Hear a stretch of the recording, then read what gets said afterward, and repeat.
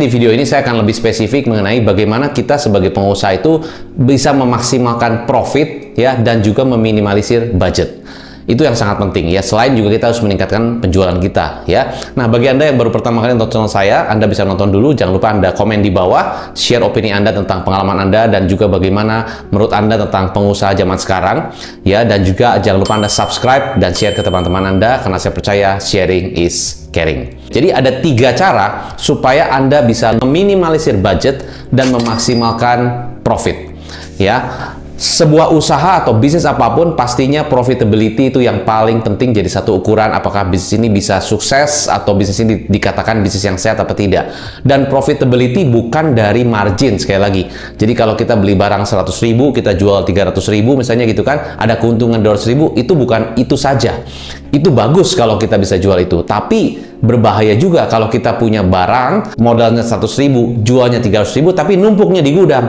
Tidak jadi profit. Profitnya di barang, tapi tidak jadi cash. Jadi lebih penting bukan profit secara margin, tapi juga bagaimana cash flow perputarannya. Misalnya mungkin kita bisa jual 250.000, tapi dengan keuntungan lebih kecil, tapi kita cash flow-nya lebih lancar karena banyak orang yang beli, itu lebih bagus. Coba perhitungkan dulu. Biaya marketing berapa? Biaya sales berapa? Biaya operasional berapa? Lalu setelah itu dikurangi semuanya, baru masukin ke net profit. Nah, coba dialokasi. Ternyata Anda lihat semuanya. Yang mana yang paling menurut Anda kayaknya ini nggak penting nih, kayaknya ini terlalu besar, kayaknya ini terlalu over. Itu Anda evaluasi setiap biaya ya, setiap pengeluaran Anda cek semuanya, satu-satu, detail, satu-satu apa nih, biaya parkir, biaya maintenance, biaya apa, pokoknya setiap biaya yang keluar kita evaluasi. Kenapa ada biaya itu? Kita evaluasi itu, kita lihat apakah biaya itu terusan setiap bulan. Misalnya cicilan pasti tiap bulan kan, atau bayar interest setiap bulan juga, atau bayar apa, salary ya pasti tiap bulan. Tapi Anda lihat nih, setiap bulannya gimana. Nah, jadi Anda lihat biaya yang tiap bulan Anda keluarkan itu fixed cost pastinya kan. Nah, Anda lihat kan yang biaya-biaya yang misalnya Anda variabel, tapi menurut Anda variabel itu nggak terlalu efektif. Anda cek, misalnya apa contoh biaya variabel yang tidak terlalu efektif. Contohnya, misalnya kita biaya variabel, biaya kasih insentif.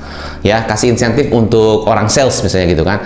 Selama ini kita kasih insentif untuk orang sales itu hanya berdasarkan penjualan saja, secara value ya. Ternyata begitu kita kasih value-nya, misalnya kita kasih insentif sekian, mungkin ada beberapa customer, ada beberapa sales yang kena ya, targetnya nyampe, tapi ada beberapa yang juga nggak kena.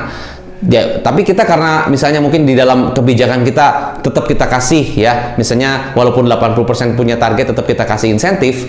Nah, akhirnya apa? Kita mentoleransi pencapaian yang 80%. Bisa satu, bisa begitu. Kedua, kalau kita hanya memberikan insentif berdasarkan value, belum tentu value tersebut sudah dibayar oleh customer. Misalnya. Jadi bisa jadi mungkin value-nya hanya rupiah pencapaian, tapi belum dibayar sama customer, sementara uangnya sudah keluar. Jadi itu bisa jadi juga adalah biaya yang variabel, tapi menurut saya kurang efektif. Jadi waktu kita membuat satu KPI ya, untuk tim sales khususnya, membuat program insentif atau membuat program KPI untuk bisa kasih bonus untuk sales, bisa jadi mungkin kita mesti lebih detail lagi pada saat kita membuat KPI. Ada beberapa pun mungkin ada kita mesti kasih biaya-biaya misalnya bonus segala macam, itu belum tentu harus kita keluarkan. Itu contoh variabel yang menurut saya kurang efektif ya. Itu mesti Anda evaluasi. Jadi yang pertama caranya adalah Anda mengevaluasi setiap biaya yang dikeluarkan setiap bulan oleh perusahaan Anda. Mau fixed cost, mau variable cost, semuanya dievaluasi ya. Kalau perlu kita bikin satu budgeting, berapa kita mau turunkan, yang fixed cost-nya menurunkan sekian, atau variabelnya kita mau improve, mau update dan sebagainya, kita turunkan sehingga kita bisa memaksimalkan biaya, karena biaya itu di genggaman tangan, artinya kita yang bisa kontrol. Begitu kita kontrol, kurangi ataupun kita mulai alokasikan, akan langsung turun. Sementara penjualan kan naik turun, kita tidak bisa kontrol. Bisa sih kita bisa prediksi ya, ada strategi, tapi tidak bisa sekuat kalau kita mengontrol biaya. Jadi yang pertama adalah mengontrol biaya. Yang kedua adalah kita tidak perlu pakai fixed cost semuanya untuk khususnya karyawan ya, tidak perlu pakai fixed cost semua untuk karyawan. Jadi karyawan tidak perlu harus fixed cost semua. Artinya gimana? Kita bisa saja bayar karyawan itu dengan menggunakan jasa freelancer.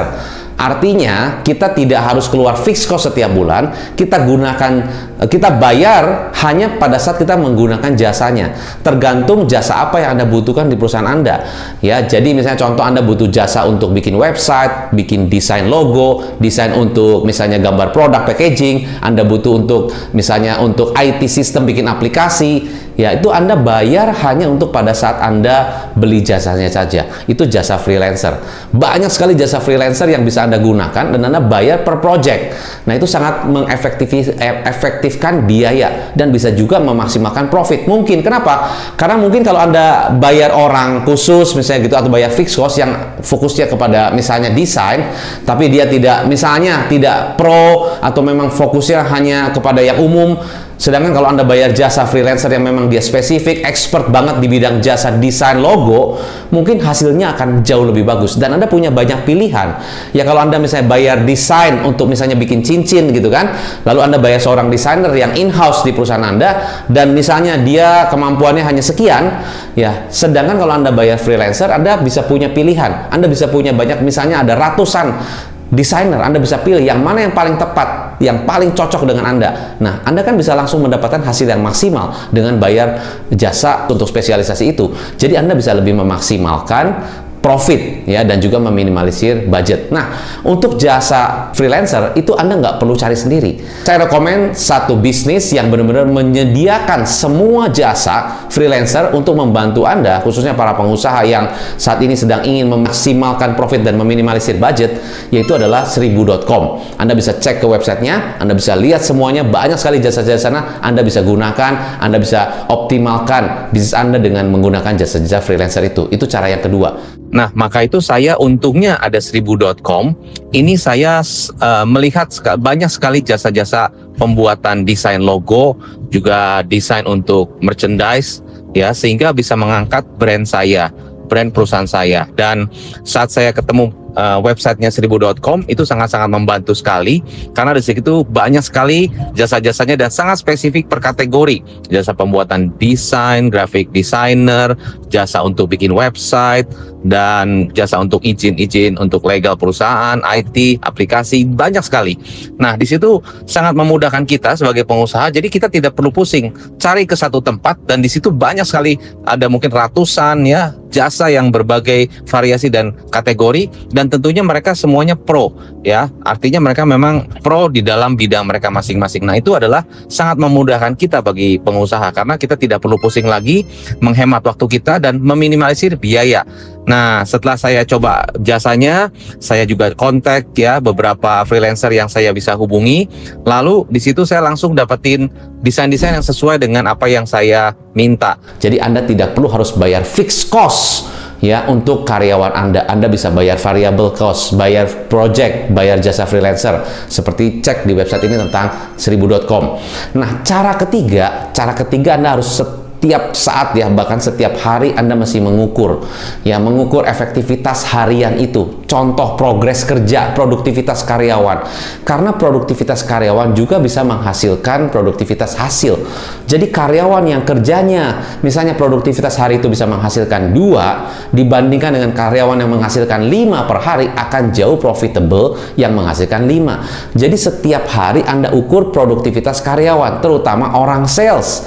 Kenapa? Karena orang sales orang depan, orang yang lebih menghasilkan. Jadi Anda mesti ukur proses kerjanya. Hari ini ketemu berapa orang, prospeknya ke berapa orang, bagaimana presentasinya, bagaimana cara mereka mengenalkan produk kalau B2B ya. Kalau B2C berarti misalnya Anda punya sales yang inbound, bagaimana cara dia jawab chatnya, berapa persen yang bisa diterima, berapa persen yang pending, berapa persen yang harus di follow up. Itu Anda mesti cek setiap hari proses kerja dari tim Anda. Nah, jadi kalau Anda bisa mengecek, mengevaluasi, melihat ya, memonitor proses kerjanya dan memastikan produktivitasnya, Anda bisa mendapatkan hasil dengan maksimal. Karena Anda bisa tahu, oh ini kayaknya kamu terlalu santai, ini terlalu slow gitu kan. Anda bisa ukur lagi, bisa evaluasi, bisa percepat. Nah, itu juga bisa dengan cara Anda memonitor, Anda mencek, lihat proses kerja setiap karyawan. Ya, saran saya fokusnya kepada karyawan depan, sales, ya. Back office juga penting karena kadang-kadang salesnya nunggu nih, aduh lama nih minta dari belakang nih, belum kirim barang, atau barang belum siapin barang, atau barangnya nggak ada, purchasingnya lama nih. Kadang-kadang orang sales nunggu, customer nggak mau nunggu lama, pindah ke orang lain. Nah itu karena mungkin produktivitas kerjanya kurang terukur. Nah akibatnya prosesnya lambat, customernya pindah ke orang lain, akhirnya tidak dapat omset. Nah itu jangan sampai terjadi. Jadi kesimpulan buat Anda semua, supaya kita bisa memaksimalkan profit dan meminimalisir budget, yang pertama Anda harus memastikan biaya terukur semua. Ya, setiap biaya dicek, dimonitor, dipastikan kenapa biaya ini dan sebagainya. Anda ukur, Anda cek, dan kalau perlu di budgeting.